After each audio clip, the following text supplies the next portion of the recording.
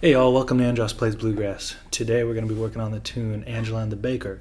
Goal by the end of this video is that you will be able to not only play the tune, but put together your own break or improvise over it as you wish.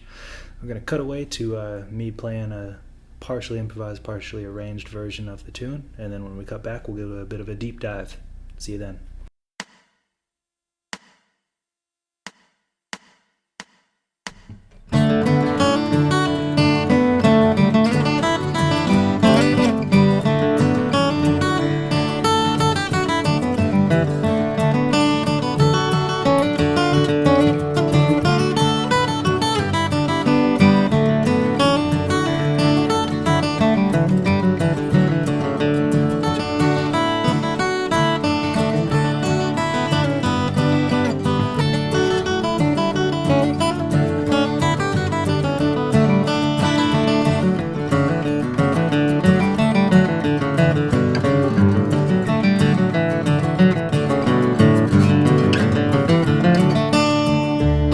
Alright, thanks for sticking around.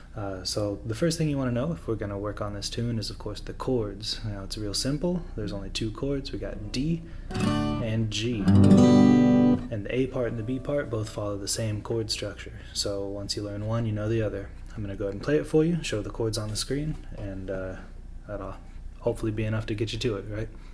1, 2, 3, 4.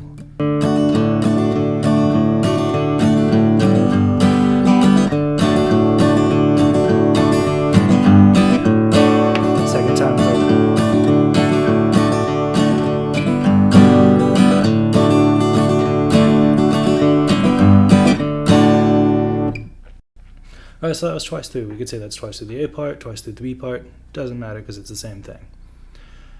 After you learn the chords, the next thing that you'll need to learn is the melody. And for this tune, I actually recommend learning the core melody in different octaves and in different positions throughout the neck. Really, you should be doing this with pretty much any tune that you want to work on. But with this one, it's really simple because the melody itself is pretty simple. So I'm going to go ahead and play what I would consider the core melody kind of in like open position. Not that there's really open strings, but first position on the guitar. So I'll go ahead and do that and show it to you for the A part, and then we'll go over some of the other positions for it.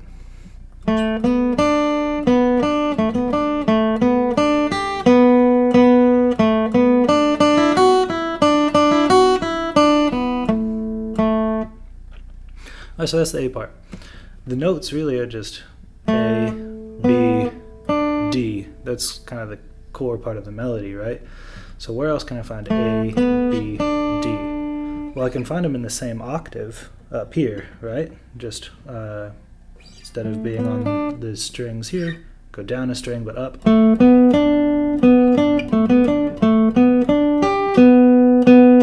Right? Same melody, just up here, which is nice to be able to know because different parts of the neck, at least for me, are going to inspire different sort of licks, different sort of improvised riffs, right?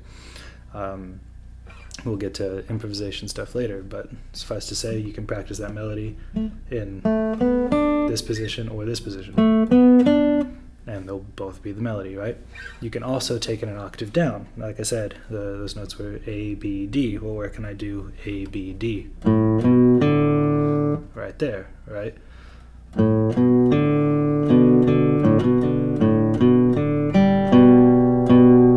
Alright, so there's the A part melody in a lower octave. And then naturally, if I can do it here, I could also do it up here if I wanted to, right?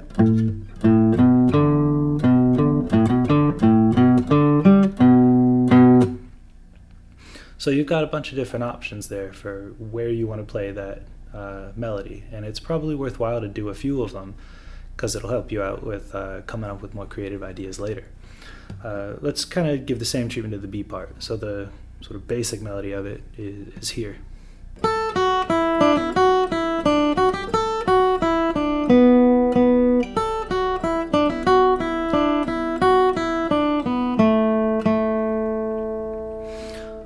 We're basically dealing with the same notes as we were in the A part, except we need to go up to this high A, right? So this A that's above the D note before. So where else can I do this? Well, I could play it in the same octave. Instead of 5th fret on the E string, 10th fret on the B string.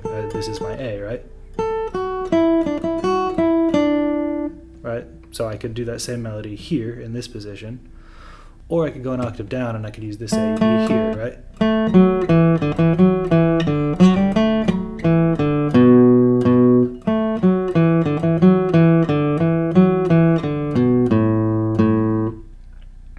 And naturally, if I can do it here, I could do it 1 string down, 5 frets up. But I don't really recommend that, at least for me when I'm playing on a guitar. I don't really like to use the high frets on this low E string.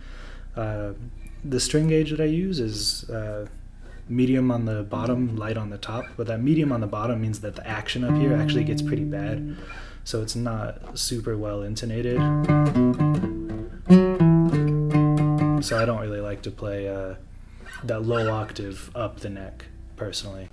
If I'm going to play that low octave, it's going to be here. If I want to play up the neck, it's going to be the high octave, typically. After you learned the core melody in different octaves, different positions, all of that, and you feel pretty comfortable with it, the next thing that you want to do is make changes, right? You want to try to make this your own. And being that we're in the key of D, if we're wanting to throw additional notes into this thing that aren't part of that melody, it's good to know the notes that are in your D major scale. So here's some music theory made simple. To create a major scale, the intervals are whole, whole, half, whole, whole, whole, half. So that's the step size. Each fret on your guitar is a half step. So a whole step would mean 2 frets. So if we're talking about D, we could potentially start at the open D string, take a whole step, another whole step, half step, whole step, whole step, whole step, half step. So, and that's your D major scale. Should you play it all in one line on that one string? Probably not. But, move 5 frets down the neck and up a string, and now you've got something. So instead of this G here, which is the 1, 2, 3, 4th degree of the scale, we call it the 4, right? You could play the open G string.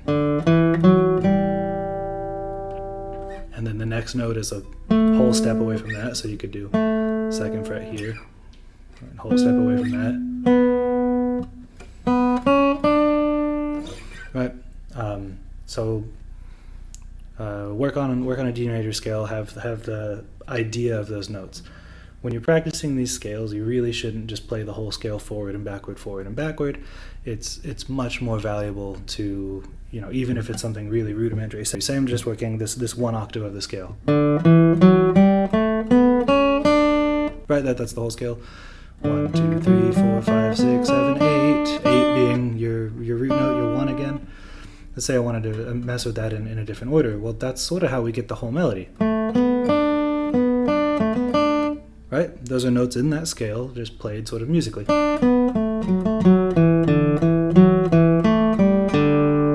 There's a different order for it that you could use as a tag.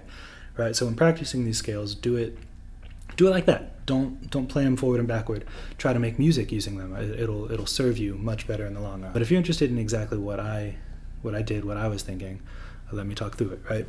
So the first 2 bars, I was really trying to reference the melody while also maintaining this open D drone, right?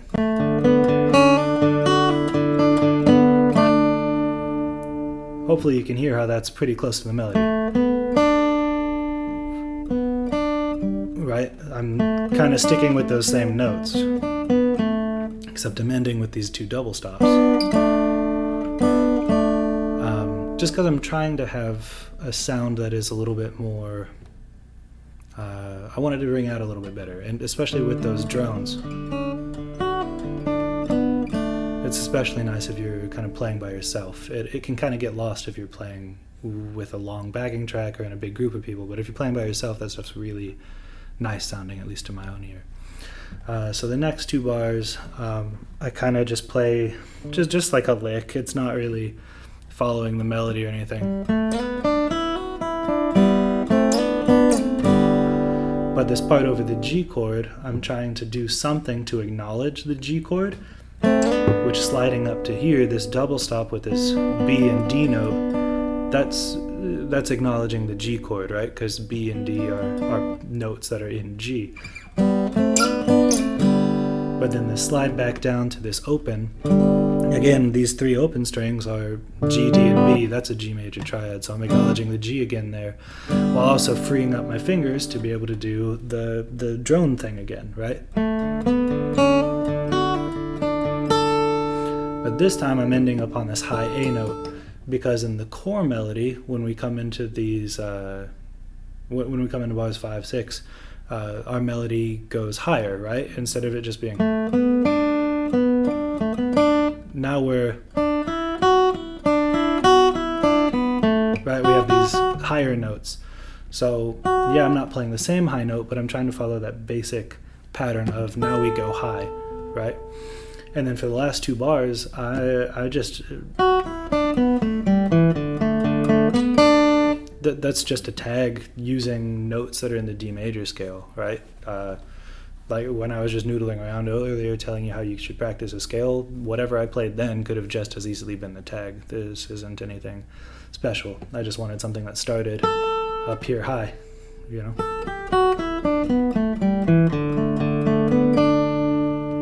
And resolves to this D note. Now the core melody resolves instead to A.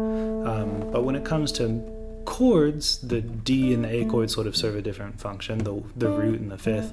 But when it comes to melody, they both function as pretty strong resolutions. So in my mind, I'm okay resolving to D instead of resolving to A. The second time through the A part, I am actually sort of referencing the melody in my own way. This...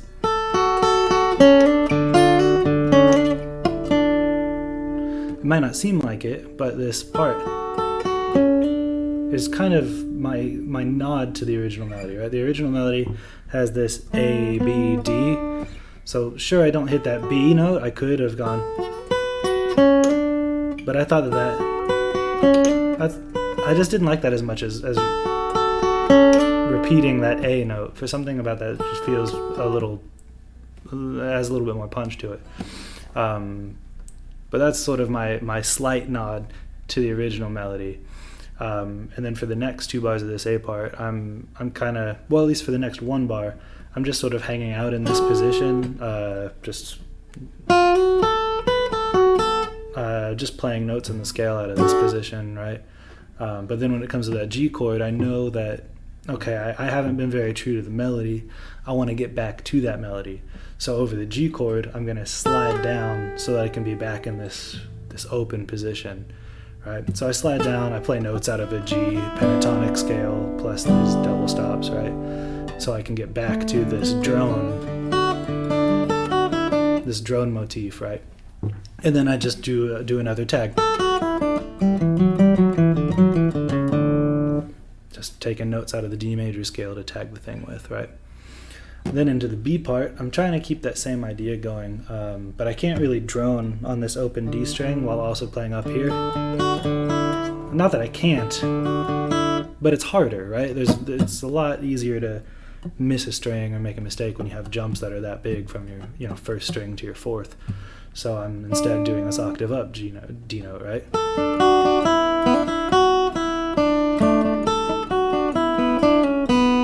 Alright, so all of that is just the core melody with this drone on this D, right? And then when I go over the G, this is sort of a slight callback to what I did in the A part, right?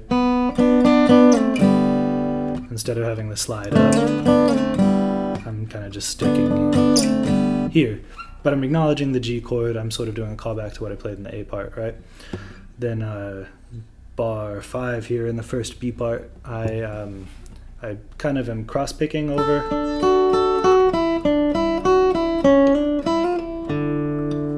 Alright, so it's kind of like cross-picking over this shape of the D, but it's actually sticking to the melody again, right? The melody notes go A, F sharp, E. And what am I doing here? I'm starting on the A, and then I have an F sharp, and I resolve on the E.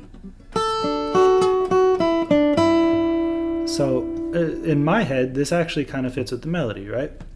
Then the next bar, I'm just, again, playing a little bit of a lick over this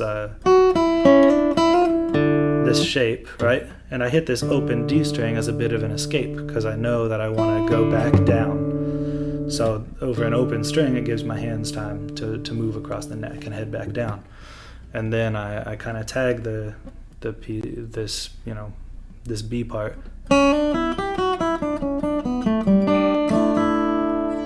right? So again, just notes out of the D major scale. All right, and then the second B part, again, this time I'm kind of doing the octave down melody, right? So again, we want it to go A, F sharp, E. So I'm starting on this A here. There's my F sharp, and there's my E, right? So that's the melody, just an octave down with a slight embellishment to it, right? So that whole 2 bars is the melody. And then I'm kind of sticking to the chord notes, right, for I guess 3 bars really.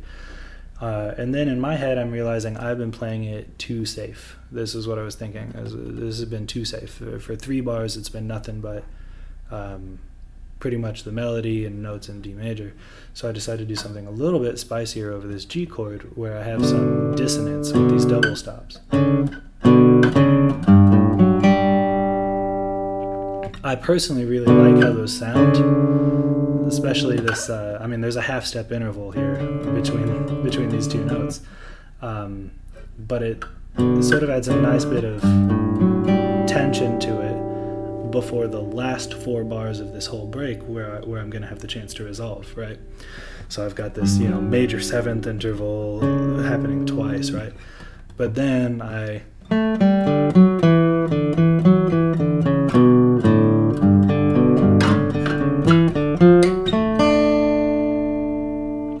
have this very major happy sort of ending that helps resolve the whole thing really nicely. All right, well, that's what I got for this tune. Hopefully you enjoyed seeing how I think about this tune. Even more than that, hopefully you feel equipped to be able to make your own improvisation or arrangement for this tune. If you do and you want to show it to me, please do show it to me. Tag me on TikTok or here on YouTube if you'd like. If there's a tune that you would like to see me do and break down in this sort of way, just let me know in the comments and I'll get to it when I get a chance to. If you like what I'm doing, give the video a like. If you want to see more, then please subscribe. Thank you very much.